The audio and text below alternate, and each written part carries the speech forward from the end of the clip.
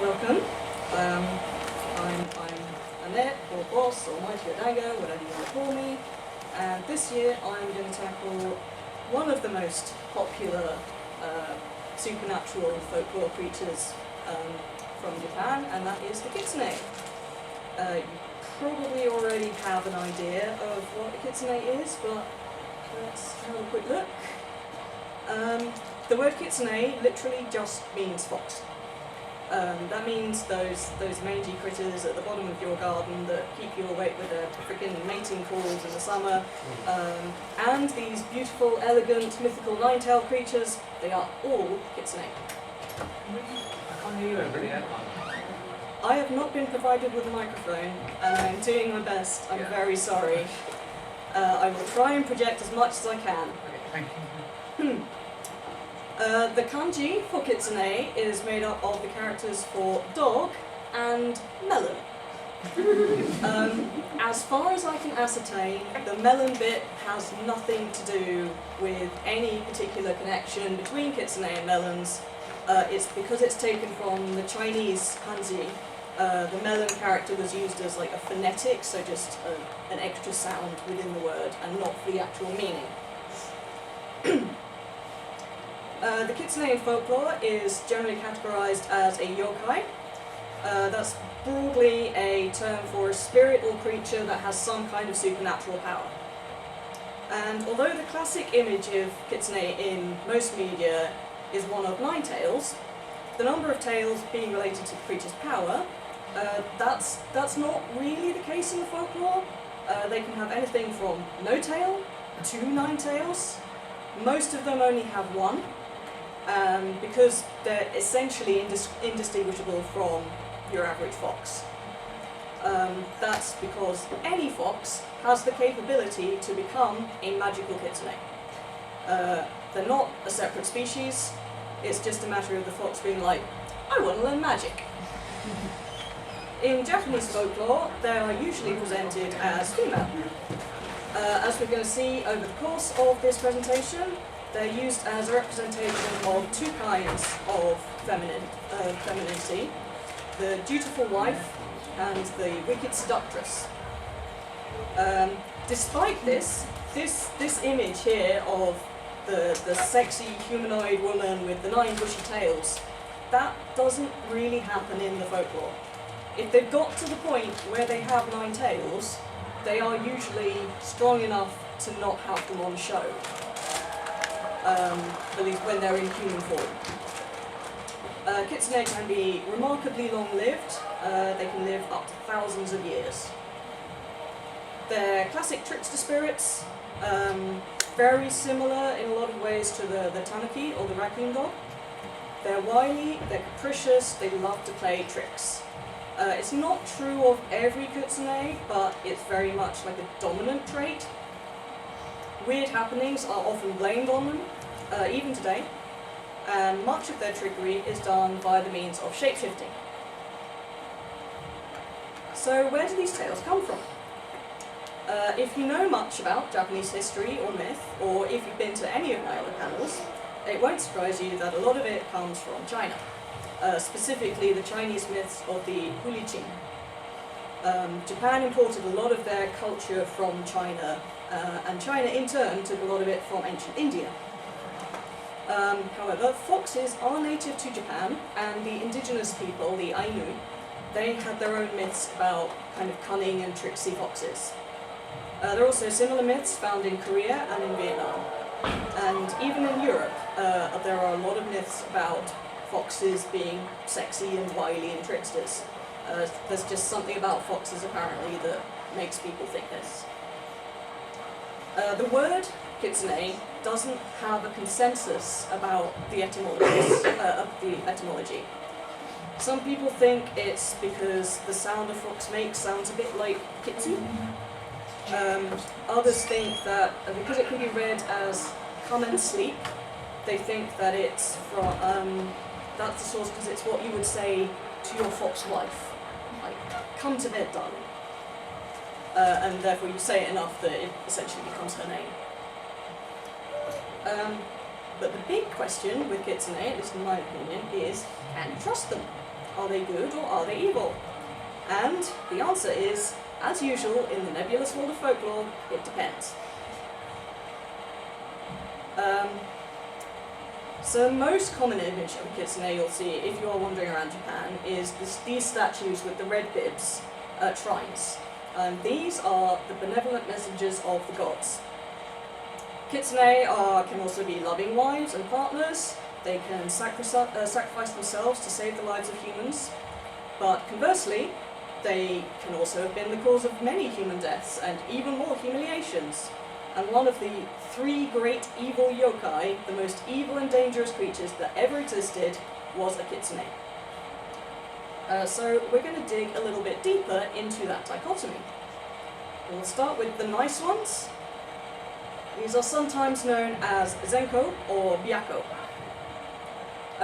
Kitsune are heavily associated with the Shinto deity or kami Inari, who is in charge of rice and fertility. Because Japan used to use rice as its currency, this association means that Inari is also and still associated with prosperity and with financial gain. And that's what makes Inari one of the most popular Shinto deities in Japan, especially with people who are involved in any kind of business. More than 1/3 of all Shinto shrines in Japan are dedicated to or enshrine Inari, usually as the primary kami. This includes probably the most famous shrine in Japan, the Fushimi Inari. If you've ever seen pictures, or well, obviously if you've been there you know, but if you've seen pictures of the path that's just lined with hundreds and hundreds of red torii gates, that's Fushimi Inari. Inari is not a fox. It's thought that the association has come about because foxes were often seen living around rice fields. The kitsune are also connected with another kami or deity, Dakini, who was imported pretty much wholesale from Indian Buddhism and syncretized with Inari. If you don't know what syncretized means, it's when aspects of different religions, cultures, schools of thought get kind of amalgamated. Shinto and Buddhism have a long and deeply complicated history of syncretism in Japan. We're not going to get into that. Just know that Dakini can be seen as both separate to and the same as Inari. Kitsune are not deities or kami in themselves. They're messengers. It's a little bit like angels in Abrahamistic theologies like Christianity. Just a moment. It's Sunday, so my voice is going.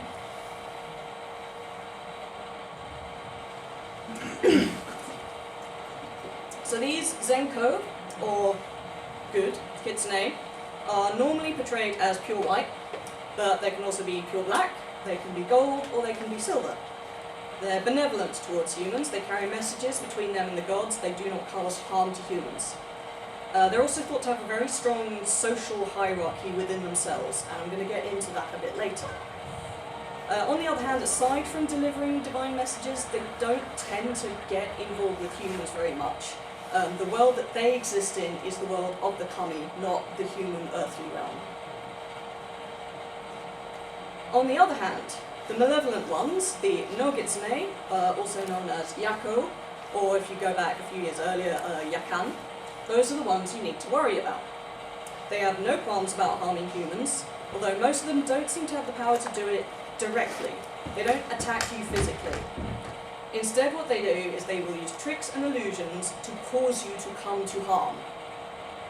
Even if they're not actively trying to harm you, they are still tricksters and pranksters, and they enjoy embarrassing and humiliating humans just for the fun of it. I'd sit on the floor. Because they exist in the earthly realm, albeit maybe in the kind of mystical liminal space, which is known as the ikai, they're not connected with the divine and celestial, so they generally just look like regular red foxes because that's what they started as. There are theories that these wicked foxes might actually originally, the stories about them may originally have been about jackals, especially the stories that came from ancient India via Japan, because foxes are native to Japan but not to India, whereas India has jackals, Japan does not. So the tales of these kind of malicious, dog-like creatures are more likely to have been jackals and then as the folklore migrated, they transformed into foxes. They're not automatically wicked, it's just that this is the kind that is capable of wickedness. They're the ones that get into human business. They're your foxwives, they're your seducers, they're your mountain pranksters. They generally don't really give a fig about the hierarchy side of things, unless they're really virtuous and they make the conscious choice to become a Zenko. So, what is it that these Nogitsune actually want from humans? It can be a variety of things. In many tales, they just want some lols. They want entertainment from you. They like to laugh at you. They really like to laugh at you if you take yourselves too seriously. They might also want to take vengeance upon you if you've harmed one of them. The really nasty ones want to steal your life force away from you. That is normally done through transforming into human shape and engaging in sex with a human. They also like certain human foods, they enjoy sake. And finally, because the Buddhist cycle of reincarnation is believed to make a soul go through various kind of transmigrations through animal form, depending on how close that soul is to enlightenment. The human form is the closest to becoming a Buddha, so a lot of foxes kind of want to try and emulate humans, become a part of their society, learn to be a human, because it increases their chances of them being reincarnated into a human and closer to Buddhahood. But not all of them have such lofty ideals. Going back to point 1, some of them want to shave your hair off because it's funny. I mentioned the kitsune hierarchy. This mostly relates to the Zenko, which are the good ones, because the power levels are related to virtue and nearness to enlightenment. That's not to say that a Nogitsune cannot be powerful, they can be devastatingly powerful, but because they don't get involved in the hierarchy, they don't get involved in the hierarchy because you need to be virtuous to be able to progress through it. Stage 1 nominally begins at birth when they're just a fox. Practically starts around age 50 because that's when they can start their training to gain magical skills. They do this through ascetic mountain worship and ascetic mountain training, studying scrolls, and worshipping the sun, the moon, and the stars. It's after this training that they start being a threat to humans because they have the power. The name Ashirei comes from an evil Chinese fox spirit named Aji. When they reach 100 years old, they can then advance to become a Chico. This is just a more powerful stage. This is the last stage that a Nogitsune is at all able to achieve, because after this they've got to be on their best behaviour. Tamono no Mae, who we are going to touch on later, despite being one of the 3 great evil yokai and immensely powerful, was only a Chico. Next we have the Kiko, or the spirit foxes. They're generally between 500 and 1,000 years old.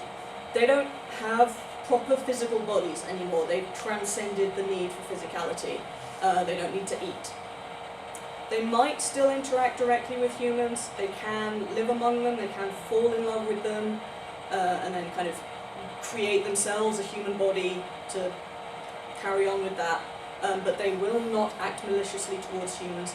They might engage in some light mischief. Otherwise, they can't become a kuko, which is sky fox. These are over 3,000 years old and have lost their tails completely. I'm not quite sure, I couldn't find out what happens in the stage between Kiko and Kuko. I don't know if it's whether Kiko can choose to branch off to become Tenko, or whether they just have to wait around for another 2,000 years and become Kuko. Kuko are the oldest, they are the most powerful, but technically they rank below the Tenko, because Kuko are sort of in retirement. They don't directly serve Inari, instead they kind of act as council members, advisors, things like that.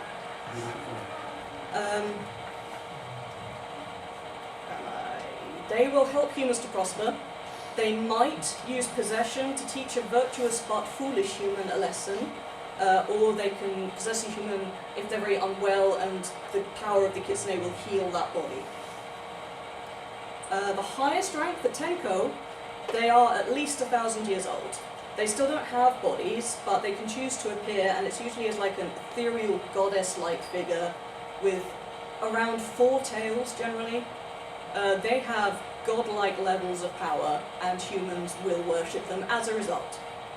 If they choose to possess a human in order to benefit them, that human will gain their power of clairvoyance and divination, and the human will keep that after the kitsune leaves their body. So a note on kitsune tails. They are often associated in media and literature with being like power level, and a kitsune has to perform some act or gain some certain magic or like eat another creature to gain another tail. That's a media invention. What actually happens in folklore is they just get one every 100 years. On the other hand, because their age is broadly linked to power, because as you get older, you learn more things. Generally, an older kitsune will have more power just because they had more time to gain it. On the other hand, an old slacker kitsune who learns nothing and has no power at all could still have 9 tails. There are other forms of the kitsune, aside from like the regular fox-shaped one. For some reason, most of them are tiny and adorable. The Hito kitsune and the Kura kitsune, or pipe foxes, they're tiny kitsune with like furry snake-like bodies, and they like to hang out in kimono sleeves. Hito kitsune are meant to be invisible, but you can see their shadows in water. Much like the regular size, they can be helpful, they can be capricious, or they can be cruel. Osaki are very similar. They are a little bit less kind of fox-like necessarily, look a bit more like mice or like weasels, and they have tails that split into 2. They're commonly used as magical familiars, and they are cute as heck, and I want one. So, let's talk about kitsune powers. The big one is shapeshifting. This is the power they use for most of their interactions with humans. They start learning this skill age 50, they get better at it with age. The younger kitsune normally need to perform some kind of moonlit ritual with an object related to the shape they wish to take. So if they want to become human, they will use a human skull, put it on their head. Or they might use leaves covering their head to look like long, beautiful, flowing hair. Or they might use leaves to turn them into the shape of a tree. They might stick a spatula on their head if they want to be a spatula. You get the idea. The young ones might not always be able to transform completely. The tail tends to be the hardest part to transform, and sometimes you might be able to identify them. You'll see the tail peeking out from their clothing, something like that, or like in this picture, the shadow will show the shape of a fox even though they look like a human.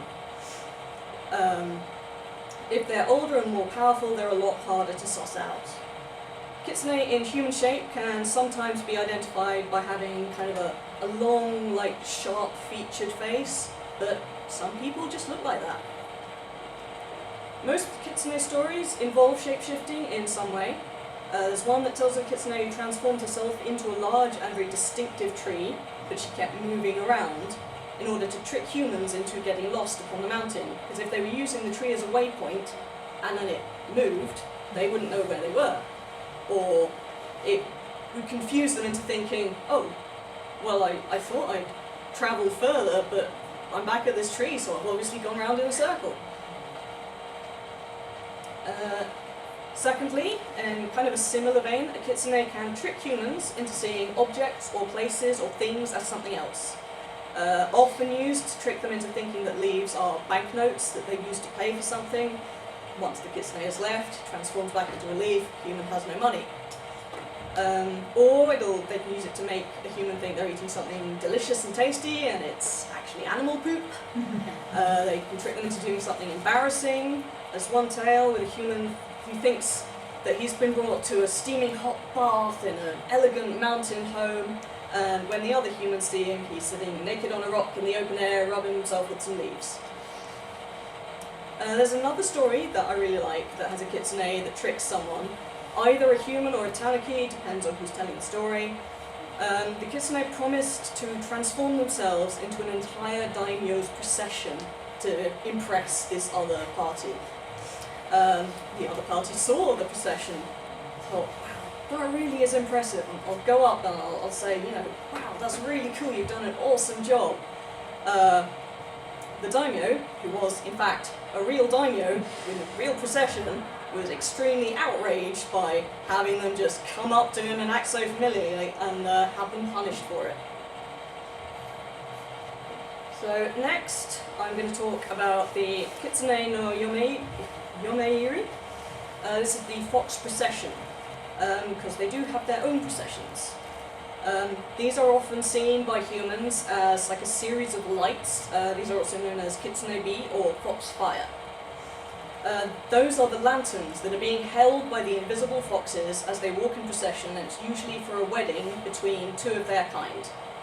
Kitsune-bi can also be a death omen, or they can be used as a trick to lure humans into danger, very much like the folklore of the will-o'-the-wisp or the ignis fatuus, any name given to mysterious lights in folklore, commonly explained as being ignited swamp gases.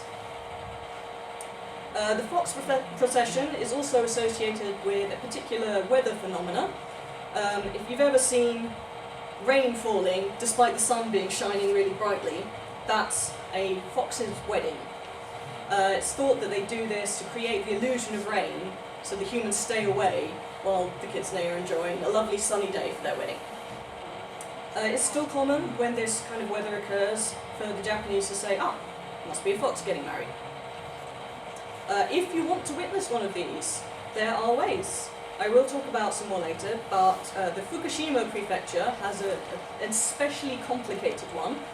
You need to wear a suribachi mortar, I think it's like a mortar for a pestle and mortar, so like the stone bowl. You need to wear that on your head, stick the pestle in your belt, and then stand under a date tree. But it only works on the 10th day, the 10th month of the lunar calendar. However, I would not advise that. Kitsune don't want you to be a witness to their weddings, and unhappy kitsune can be very hazardous to your health. Fox wives, fox partners, fox lovers, on the other hand, are a pairing between a kitsune and a human. They can be beneficial to the human, or they can be harmful. It fully depends on the intentions of the fox. They might have genuinely fallen in love, or they might want to suck out your life force by having sex with you. The female fox partner is a dichotomy. She's either the picture of domestic obedience, or she's a wanton seductress, using a man purely for her own ends.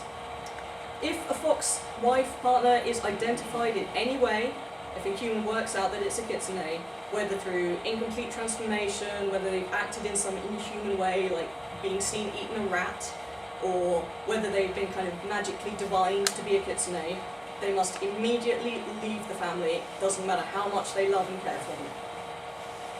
Fox partners are usually female in Japan. It's very rare to find a male. Slightly more common in China. In those cases, the fox partner will shower money and items upon a woman. A lot of folklorists believe that that might have been a cover for sex work. It was better to believe for people thinking that you were having the favour of a fox bestowed upon you than that you were being paid for sex. Fox adoption is another form of a kitsune directly involving itself in human affairs. Humans don't adopt the fox adopts the humans. Although if you keep a fox around, people will just kind of assume that the fox has adopted you, not the other way around. This normally happens as a result of doing a favour for a kitsune, usually saving its life or saving the life of a member of its family. On the other hand, as it's generally no kitsune that get involved in this, because they're the ones that get involved in human business, it means that the resultant good fortune of the family isn't always innocent. They might choose to bring you wealth by stealing it from your next door neighbour. That means that families who are suspected of being fox adopted, they're known as kitsune mochi, they're regarded with suspicion and treated with stigma because they were perceived as being as prospering at the suffering of others. You could also deliberately use this to your advantage. If you have a rival and you've been adopted by a fox, you can say to the fox, go on, mess them up. This stigma could last through generations of your family, or it could be connected to a land that a fox adopted family lived on, because the fox might still be there, you've moved there, the fox might adopt you, so obviously anyone living there, not sure about them. If that doesn't put you off, and you quite fancy being adopted by a kitsune, the best way is to put them in your debt, usually by saving their life.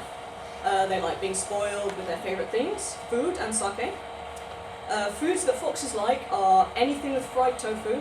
You'll often find that these foods have the word kitsune or the name inari in the title. You've got kitsune soba, that's noodles with fried tofu. Inari sushi is sushi rice stuffed into a packet of fried tofu. They also really love the taste of fried rat. If that's something you make on the regs, please don't make fried rats. You can also return their soul ball back to them. So this is where a kitsune actually stores their power. The power is not stored in the tails, it's stored in this magical ball that they keep kind of in their body, I guess. There's a kind of horrible story about a samurai who once saw a pretty girl playing with one of these fancy glowing balls. He stole it, and he sexually assaulted her. And she wept, she admitted she was a kitsune, she begged for the ball back, because it holds her power. She couldn't do anything about it, utterly powerless.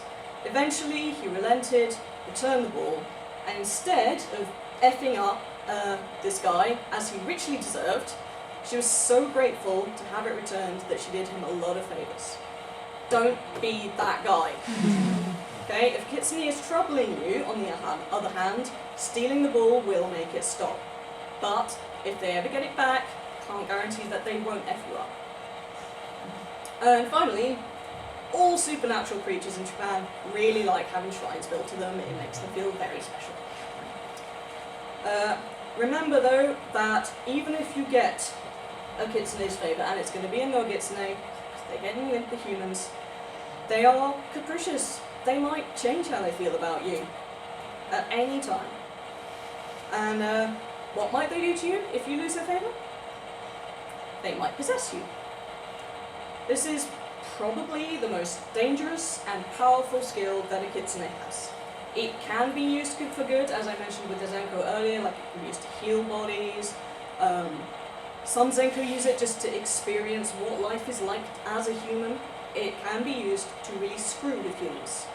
Humans who are possessed by kitsune may act wildly out of character, they might blurt out inconvenient truths, they might break societal norms and taboos, meaning that they lose face in society, and in Japan, particularly in old Japan, that's almost the worst thing that can happen to you.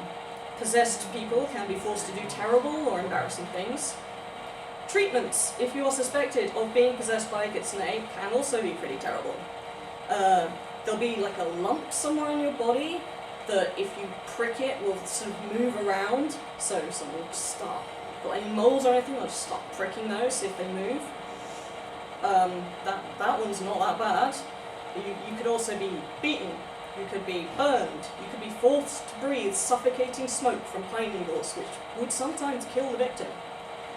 You were lucky if they just got a bunch of dogs to lick your whole body.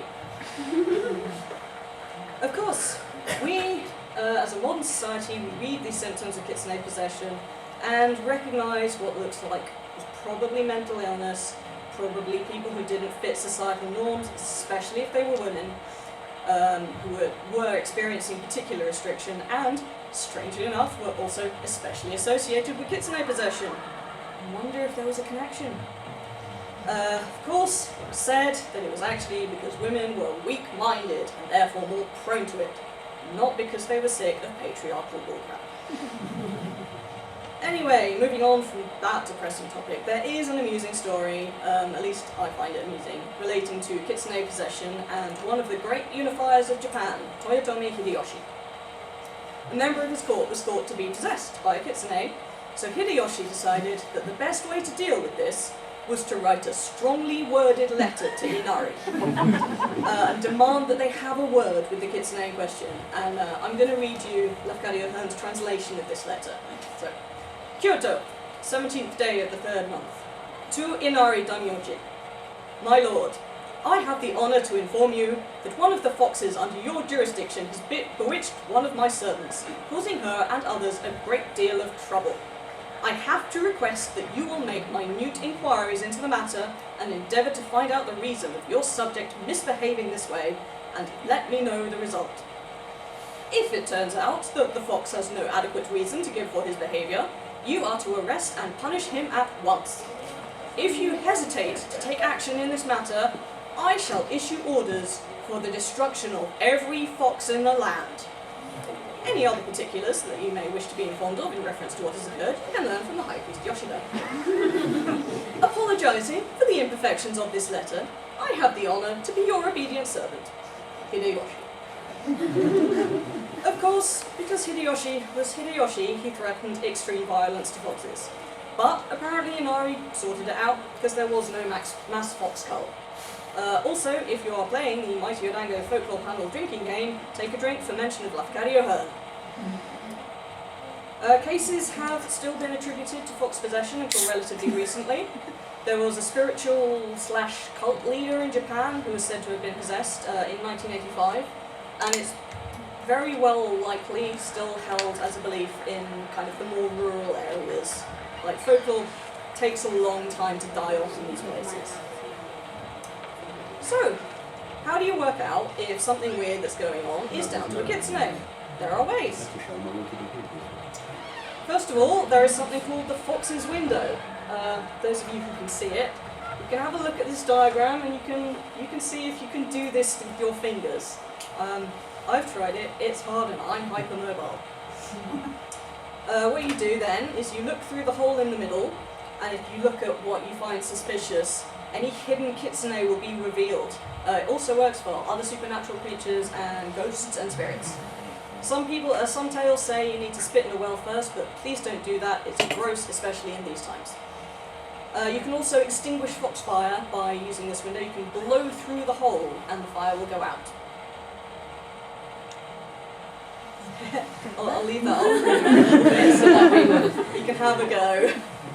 It's real hard. Yeah, I've got short fingers, so it's very difficult. You end up with a tiny little window. Oh, yeah, someone's got it. Nice. It's the thumb. Oh, that way. And that way. Oh, I got it. Look it. Am I a kitsune? Do I look funny? Oh, there we go. Do you have a vision tattoo? It's, Right. Moving on. The next method is called the Mata Nozoki. You turn around, you spread your legs, bend at the waist, and look between your legs upside down. This also reveals the hidden supernatural world. It's also suggested that you do this. There's certain tourist spots. The most famous one is the Amano Hashidate in Japan, in Kyoto. That's where this vintage postcard is from. That's meant to allow you to see the shape of a dragon in the landscape. It's pretty difficult to do this, or difficult and undignified to do this if you're wearing a long skirt or a kimono. But the good thing, if you are wearing a kimono, is there is a somewhat more dignified method. It's sode no nozaki, or sleeve peeking. So I can do this. Haha. This wasn't planned, but what you do, you hold out your arm and you kind of look through this bit. This will reveal the supernatural world. It's pretty hard to do this in anything but a kimono, of course, unless you've got something like really long bell sleeves. You might just have to do the upside down one, sorry. If you are concerned that you're getting prank phone calls from a kitsune, try calling them back. If they answer with the traditional Japanese phone response of moshi moshi, they are not a kitsune. Kitsune, especially the younger, less powerful ones, have difficulty with pronouncing certain human sounds. And apparently moshi is really hard for them, so if they can say it twice in quick succession, you're safe. The lore is this is how the greeting originated. That is almost certainly apocryphal, but it is a fun story. You can also pinch yourself, a bit like trying to see if you're dreaming or not. Yeah, there we go. If the pinch doesn't hurt, it's because you're in a kitsune's illusion. If you have a dog, you're pretty safe. They're ancient enemies, like dogs and kitsune have been rivals forever. Dogs can see through their illusions, and like as we heard earlier, they may be able to cure your possession by giving you a good old lick. As we said earlier, they may have a long pointed face. They might also glow in the dark. Kitsune knock on doors with their tails, so if you hear a door knock and it's kind of like sounds really muffled, be very suspicious of who's on the other side of that door. You can eat a fox tongue, or other bits of fox flesh. That will give you immunity to their lies. Or maybe the easiest way, you just carry a ginkgo seed in your pocket. The ginkgo tree is supposed in Japan to have quite a lot of magical properties. It's probably also a lot easier to get hold of one of these than a fox tongue. Back onto their skills. Kitsune, this is more of a thing for the Zenko, the virtuous one. They'll have skills of divination. That will include clairvoyance and the ability to tell the future. And if you ask them nicely, they will do it for you. If a magician has a kitsune familiar, like remember the little pipe foxes in the sleeves, they'll do it for them as well. If you are at all familiar with the Japanese equivalent of the Ouija board, in the picture here, this is called kokuri-san. You hold a 10 yen coin, so that's the one with the hole in the middle. You hold it over the characters and kind of let it move by itself, similar to a Ouija board. This is also associated with kitsune. The character for kitsune can be read as ko, hence zenko, kuko, etc. And that's combined with characters for the other supernatural creatures, the tanuki and the tengu, or well, in the other way. So kitsune, tengu, tanuki will give you kokuri. And san, as you probably know, is just a signifier of respect. Right, you're willing to take your life into your hands and go looking for kitsune. Where do you find them? Remember, any fox has the capability of becoming a magical kitsune. So anywhere there's foxes, there may be kitsune. So the fox village in Miyagi Prefecture feels like a pretty solid bet. They're also heavily associated with graveyards. Maybe because that's the best place to find human skulls, so they can use them for their magical transformations. Of course, Japan primarily uses cremation these days, so you might have to hunt out an older graveyard. They like old abandoned homes, but what they'll do is they'll use illusions to make them look new and fancy, because then they can trick the humans to come in. If you've got a house that has a raised foundation or a veranda, they will quite often try and live underneath that. Or, at the other extreme, they'll live up in the rafters or the attic of your house. Or they might just straight up be in your home already, but invisible. This is the case if you or a previous resident of the home has invited them in. If that's the case, you need to feed them, otherwise they are going to wreck your stuff. They get to eat first. When you make your rice, first you call the kitsune in, you let them have their share. You notice your rice level just sort of going down in the pot. When it stops going down, that's when you get to eat. Very similar to folklore about gnomes in this country. It sounds very similar. It's very similar, yeah. Gnomes, bogarts, like a lot of kind of, yeah. Well, usually the tricks are spirits. It's that thing where you treat them nicely, they treat you nicely. Obviously, it's not a good thing to have foxes eating up half your meals every day if you're struggling to feed yourselves. Wouldn't recommend it in the current climate. I'm gonna, how are we doing on time? Okay, we did. Gonna finish off the panel with some stories of a few very famous kitsune. There are a lot more. This is just gonna be like a sampling. We're gonna start with Hakuzosu. This literally translates to white storehouse keeper, and that's a Buddhist monk name. So they would be named after the duties that they would perform. So the story goes as follows. There was a man named Yasuku, and he made his living by trapping foxes and selling their pelts. There was an old kitsune in the mountains that was upset at losing so many of his family members, and he decided to put a stop to it. Surprisingly, he chose a peaceful method. He disguised himself as Yasuku's uncle, who was a monk named Hakuzosu, and convinced Yasuku, in this form, to stop taking lives, because according to Buddhist precepts, you should not take the life of another. He even paid Yasuku, said, yeah, if you give me all of your fox traps, I'll give you some money. I'm going to assume that this was actually genuine money and didn't turn to leaves, because for a while, Yasuku followed the request, but eventually the money ran out, and he was like, I'm going to go hit up my uncle, get some more cash. The kitsune got wind of this plan, realised it was going to blow the whole ruse, so he had to go and kill the original Hakuzosu and take his place before he got rumbled. After this, maybe because he regretted taking this poor innocent man's life, the fox lived as Hakuzosu for 50 years, performing all of his monthly duties, diligently attending his prayers, just doing everything an ideal Buddhist monk would do.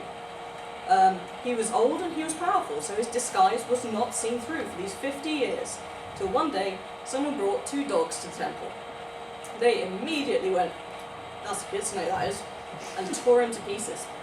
As they did so, his body reverted to his original form of an old silver-haired fox. The villagers actually were quite fond of him, so they erected a shrine to this kitsune in order to appease his spirit.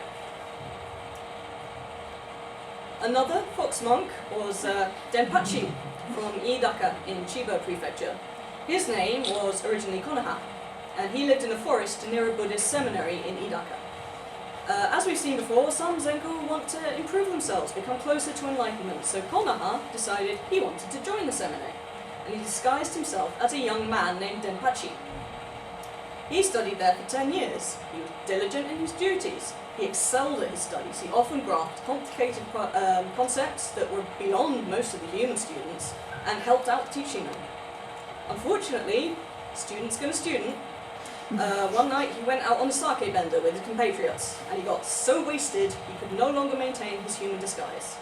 When his friends realised this was actually a kitsune, they tied him up, they beat him up, and they brought him before the head of the seminary, Saint Noke. It could have ended very badly for Denpachi, but Noke was so impressed at how good a student he'd been and how he desired to improve himself and attain enlightenment that all was forgiven, and in return, Konoha promised that he would forever protect the temple as a guardian spirit. Next, we've Kuzunoha, classic kitsune wife. Her life was saved by a man named Abe no Yasuna, who was wounded in the process of doing this. She nursed him back to health, and they fell in love. They married, and she was a kind and dutiful wife, bearing him a son. And if you're playing the Mighty Odango Folklore Panel drinking game, it's time to take another drink, because it's our boy Abe no Seimei! If you haven't heard of Abe no Seimei, he was the greatest onmyoji in Japan. Hi, also, welcome to the first time you've been to one of my panels. Seimei was certainly the most famous, probably the most powerful onmyojo in Japanese history, and some attribute this extraordinary power to the fact that he was half kitsune. An onmyoji is a supernatural practitioner of Taoism. They can perform exorcisms, they can summon shikigami, who are a kind of magical familiar, they can perform divination, spells, all that cool stuff. One day, if I can find enough sources, I will do a panel just on Abe no Seimei because he's literally a legend. Sadly, his mom, Kuzunoha, was revealed one day when young Seimei glimpsed her true form. This was either he saw it in a mirror and the reflection did not match the regular form, or he saw when she was asleep because she wasn't focusing on maintaining the form, like some features were revealed. And as we said earlier, because of the rules of the supernatural world, this meant she had to leave immediately. But she left him a poem in the tanka form. Tanka poems are commonly used to... It's traditional that you write one last poem before you die, and use the tanka form for that. So this kind of symbolic death of her life as a human, she wrote to thank her. And it translates to something like, "If you love me, come and visit in the forest of Shinoda in Izume, the resentful Kutsu leaf." So Yasuna and Seimei went to see her in the forest one last time, and she gave her son a crystal ball and a golden box, and these are items he used in his training to become the most powerful Onmyoji. A somewhat cheekier kitsune is Otonjuro. Her name is a shortened form of Otomijuro, which translates to Otome the prostitute, because she sometimes disguised herself as a sex worker. She loved nothing better than to transform herself and humiliate men with illusions, and was very famous for evading capture.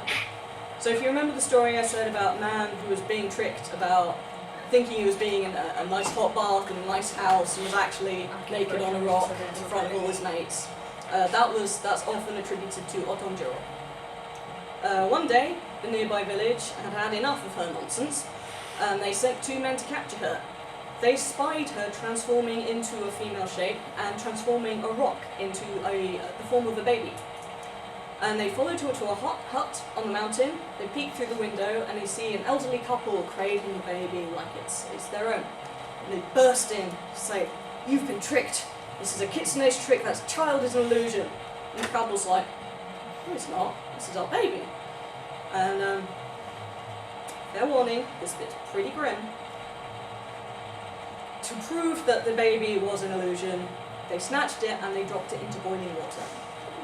And the baby did not transform back into a rock. It screams and it dies horribly. And the young man are so horrified at having done this that when a passing priest comes by the house and hears the commotion going on inside, he comes in and he says, "I can help you atone for this horrible crime. You come with me, we'll train you to become monks, you can pray for the soul of this child for the rest of your life." He shaves their heads, and they begin their new lives of atonement. Except, the villagers, seeking the men who have not returned, go into the mountains, and they find these 2 men. Heads have been shaved, sitting in a river, hitting some rocks, chanting to the Buddha. The whole thing was a trick. And finally, the most famous kitsune of all, one of the 3 great evil yokai, the one whose life spanned millennia and at least 3 countries, Tamamo no Mae. Her legend definitely originates in China, but there's a little bit of confusion over which myth it starts with. We don't know her fox name, but her first possession was of a concubine who was known either as Daji or Paoshe. Other legends of Paoshe call her a half-dragon, and they have her seducing a different king to Daji. So the legends are obviously being kind of conflated a bit. People are not sure which creature did which thing. Anyway, I'm gonna use Daji because it's more likely to have been her. She seduced King Zhou of Shang Dynasty China. She enjoyed torture and depravity, and she had so much influence over the king, she convinced him to do a lot of very nasty things. And eventually, this caused a revolt in the country and the downfall of the king. Having got her way, Tamamo then moved over to India, and there she was known as Lady Dayo, and she pulled the same trick with the Crown Prince Banzoku. Having done that, she went back to China, and she managed it one more time with King Yu of the Zhou dynasty, though this time she was discovered, and she was chased away into hiding for a while. Finally, around the 12th century of the Common Era, she moved over to Japan. And when she was there, she took the name Tamamo no Mae, which can translate to the Jewel Maiden, and she became a concubine of the Emperor Toba, or maybe the Emperor Konoe. Again, there's some confusion over this. Supposedly, she was tremendously beautiful, she had golden hair, she was highly intelligent, and she always smelled amazing. So you can kind of see what all these men saw in her. She also glowed in the dark, but apparently this was just seen as proof of her wonderfulness and not as being a bit sus. Apparently she was bored at this point of just making her men do nasty things, because she was just like, nah, I'm just going to drain this guy's life force. But the ailing health of the emperor was noticed, and people were like, that's a bit odd. The doctors couldn't cure it, so they were like, okay, we'll bring in an onmyoji. And this was Abe no Yasuchika, who was a descendant of our boy Abe no Seimei. As a note, some legends say it was Seimei himself, but the timelines do not link up. Anyway, Yasuchika uncovered Tamumo's true nature, either through divination or by insisting she take part in a ritual to reveal the cause of the Emperor's suffering, because obviously she cared so much about him, she must want to know what was causing his illness. She did take part in the ritual, but at like the very moment when it would have revealed her, she vanished, fled into the mountains. So they sent an army after her. It was led by two great warriors. They were known as Kazusa no Soke and Miura no Soke, and they chased after her. She came to Miura no Soke in a dream, begged him not to kill her, but he refused the request. She was caught, she was killed, her corpse transformed into a stone. However, her legacy continued in two ways. Firstly, the Emperor, whose life force she was draining, did actually die, and it led to a massive war about an argument about succession that affected the country for many years. Secondly, her stony corpse exuded like an evil miasma that killed everyone that came anywhere near it, and as a result it came to have the name the Seisho Seki, or the Killing Stone. This stone actually exists. It's in a volcanic region, however, so some people theorize that the deaths that happened when people had gone near the stone was actually as a result of inhaling poisonous gases from the volcano. Regardless, this stone was clearly a problem, so in 1385, a monk named Geno Shinso decides to exorcise it and make it safe. In some tales, this exorcism leads to a vision of Tamumo's spirit, where she expressed remorse at all of the wicked things she'd done. She begged him for forgiveness and for redemption, and Genso granted it to her. Whether this happened or not, the exorcism was successful and the stone was no longer killing people. But in May of 2022, the stone cracked in half. Even though it had been encircled with the Shimeno rope, you can see it around. Sorry about that. You can see it in both pictures, like it's around it in the top, and then the bottom one is broken. There are a lot of jokes after this, people saying, oh no, the spirit of one of the three great evil yokai has been released to wreak havoc on the world once more, that's all we need. But a lot of folklorists kind of rushed and were like, no, it's okay, it was exorcised, she's not in there anymore. Who knows, though, maybe she is out there again, maybe you'll meet her. Do you want to? Would you be able to help around? She's heckin' powerful, so no, you wouldn't anyway. Right. There's a lot of people causing a lot of at the Yeah. moment. Yeah. They can't all be kitsune. On the other hand, there are certain powerful men that I really wouldn't mind if she got involved. Right? Maybe that's what happened to Shinzo Abe. Can we give her a list? Yes. Can we please? Anyway, thank you very much. I hope you found this entertaining, informative, whatever. I do have some further reading if you are into this. I will put up a link to a Google Drive that will have the slides, a copy of the talk as well. So if you can take a picture now or on the Facebook group after the con is over. I had this little piece of art commissioned by Claire copying of an evil Vulpix for this panel, and I'm delighted with it. Honestly, if you're at all interested in yokai, anything by Michael Dillon Foster, anything by Matthew Mayer, the Uncanny Japan podcast is fantastic. This is all the stuff that I use. There's a lot of proper academic papers on foxes, nine-tailed foxes.